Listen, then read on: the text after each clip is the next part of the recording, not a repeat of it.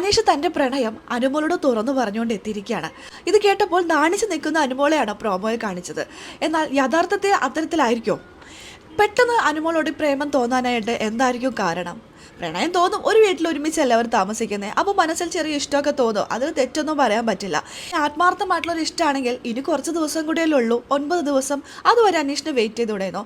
ഇത്രയും ക്യാമറകളുടെ മുന്നിൽ വെച്ച് നമുക്ക് വിവാഹം കഴിച്ചാലോ എന്ന് പറയേണ്ട ആവശ്യമുണ്ടോ? അതിൻ്റെ പിന്നിൽ എന്തെങ്കിലുമൊക്കെ ഉണ്ടോ?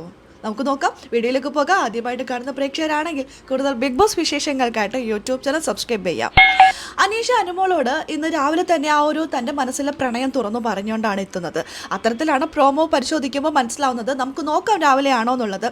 അനീഷ് അനുമോളോട് പറയുന്നത്, എന്നെക്കുറിച്ച് എന്താണ് അഭിപ്രായം? അനുമോള് പറയുന്നു, നല്ലൊരു മനുഷ്യൻ, ആദ്യമൊക്കെ എനിക്ക് ഇഷ്ടമല്ലായിരുന്നു, ഇപ്പം നല്ലതാ, എല്ലാവർക്കും ഇഷ്ടമാവുന്നു.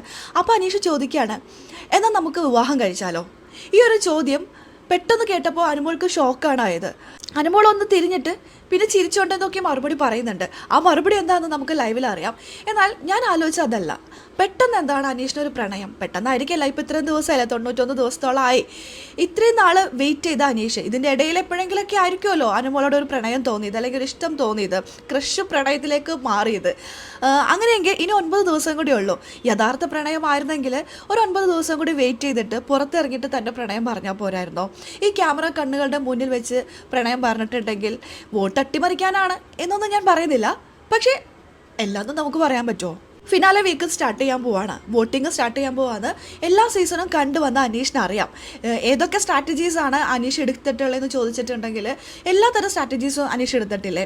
1 മുതൽ 6 വരെയുള്ള ഓരോ സീസണിലും എടുത്തിരിക്കുന്ന എല്ലാ സ്ട്രാറ്റജീസും അനീഷ് എടുത്തിട്ടുണ്ടെന്നാണ് എനിക്ക് തോന്നുന്നത്. ഒറ്റപ്പെടൽ, സൗഹൃദം, നന്മമരം, ഇപ്പോൾ ദാ അവസാനം ബാക്കിയുള്ള പ്രണയം, അതും ഇപ്പോൾ എടുത്തു കഴിഞ്ഞു. നോക്കുമ്പോൾ ഇത് ഗെയിമിന് വേണ്ടി കളിക്കുന്നതാണോ, നിലനിൽപ്പിന് വേണ്ടിയിട്ടാണോ ഞാൻ പറയുന്നില്ല.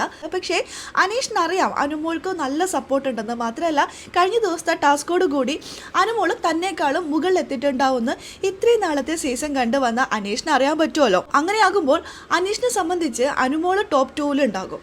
അനുമോളുടെ കൂടെ ഉണ്ടാവേണ്ടത് താനാണെന്ന് അനീഷിനൊരു ആഗ്രഹം ഉണ്ടാവും. അത് തെറ്റു പറയാൻ പറ്റുമോ? പുറത്ത് എങ്ങനെയാണെന്നുള്ള കാര്യവും അനീഷിന് അറിയാൻ പാടില്ലാത്തതുകൊണ്ട് തന്നെ അതിലെടുത്തും നൂറെടുത്തും കൂടുതൽ കമ്പനി ആവാനായിട്ട് പല ദിവസങ്ങളിലായിട്ട് അനീഷ് പറയുന്നുണ്ട് ഫ്രണ്ട്ഷിപ്പ് ആവുമെന്ന്. അങ്ങനെ ആകുമ്പോൾ വോട്ടുകൾ എന്തായാലും അങ്ങോട്ട് സ്പ്ലിറ്റ് ആവും.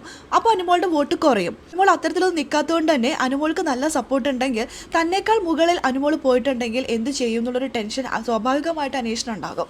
ഇത്തരം ഒരു സ്ട്രാറ്റജി കൂടി അവസാന ഘട്ടത്തിൽ എടുത്തു കഴിഞ്ഞാൽ വലിയ ചീത്തപ്പേരും ഉണ്ടാവില്ല, ടോപ്പ് 2 എത്താനും പറ്റും. പ്രേക്ഷകരല്ലേ, വോട്ടുകൾ അങ്ങോട്ടും ഇങ്ങോട്ടും രണ്ടാക്കും കൊടുക്കും. അതിന് വേണ്ടിയിട്ടാണോ? യഥാർത്ഥ പ്രണയമായിരുന്നെങ്കിൽ ഇനി കുറച്ച് ദിവസം കൂടിയല്ലേ ഉള്ളൂ, അതുവരെ ഒന്ന് വെയിറ്റ് ചെയ്തിട്ട് പുറത്തിറങ്ങിയിട്ടും പറയാലോ.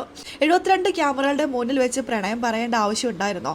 എന്തോ എനിക്കങ്ങനെ തോന്നി. നമുക്ക് നോക്കാം എന്താണെന്നുള്ളത്. ലൈവിൽ അല്പസമയത്തിനുള്ളിൽ തന്നെ ഈ ഒരു സംഭവം വരും. അതിലൂടെ നമുക്ക് മനസ്സിലാക്കി എന്ത് മറുപടിയാണ് അനുമോൾ കൊടുത്തിരിക്കുന്നത്, അനീഷ് ഇത് എങ്ങനെയാണ് എടുത്തിരിക്കുന്നതെന്ന് നമുക്ക് ലൈവ് കണ്ടാലേ അറിയുള്ളൂ. നമുക്ക് കണ്ടു തന്നെ അറിയാം. ലൈവ് അപ്ഡേഷൻ നമ്മുടെ ഈ ചാനലിൽ ഉണ്ടാവും കേട്ടോ. ആദ്യമായിട്ട് കാണുന്ന പ്രേക്ഷകരാണെങ്കിൽ കൂടുതൽ ബിഗ് ബോസ് വിശേഷങ്ങൾക്കായിട്ട് യൂട്യൂബ് ചാനൽ സബ്സ്ക്രൈബ് ചെയ്യാം.